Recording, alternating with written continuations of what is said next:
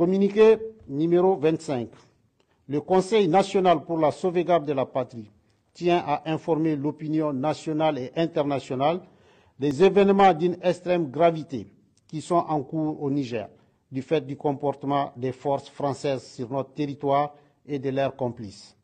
En effet, ce jour 9 août 2023, aux environs de 6h30 du matin, la position de la garde nationale du Niger de Bourkou-Bourkou, 30 km du site aurifère de Samira, a fait l'objet d'une attaque. À cet instant, le bilan n'est pas encore établi. Toutefois, pour rappel, à travers une communication directe avec les partenaires occidentaux, le comportement des forces françaises a été fustigé pour avoir, d'une façon unilatérale, libéré des éléments terroristes prisonniers. Ces derniers ont été regroupés dans une vallée du village de Fitili, 28 km nord-ouest de Yatakala, où une réunion de planification s'est tenue dans l'objectif d'attaquer des positions militaires dans la zone des 3 frontières. Ces chefs d'éléments terroristes libérés, au nombre de 16, ont été appréhendés dans 3 opérations, dont 2 en territoire nigérien. Le 15 juin 2023, à Yessi, 38 km de Bankilare, ayant conduit à l'arrestation de 3 terroristes. Le 16 juin 2023, à Makarma, ayant conduit à l'arrestation de 5 terroristes. Le 7 juillet 2023, à Atissan, 15 km ouest Ouroura, 45 km nord-ouest Ayerou, en territoire malien, ayant conduit à l'arrestation de 9 terroristes.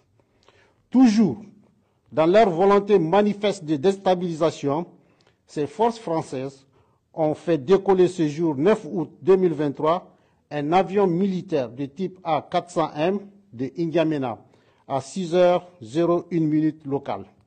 Cet aéronef a volontairement coupé tout contact avec le contrôle aérien à l'entrée de notre espace de 6h39 à 11h15 locale. Ces actes ci-dessus énumérés nous confortent dans notre analyse de la situation.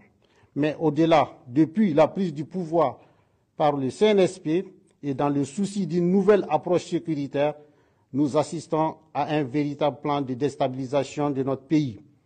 Ces désordres sécuritaires planifiés par ces forces françaises, comme ce fut le cas au Mali et au Burkina Faso, a pour but de discréditer le CNSP et créer une rupture avec le peuple qui le soutient dans son action, de créer un sentiment d'insécurité généralisé.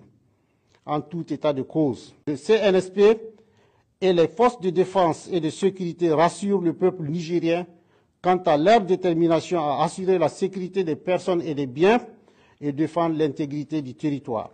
À cet effet, le président du CNSP, chef de l'État, chef suprême des armées, a ordonné les mesures suivantes.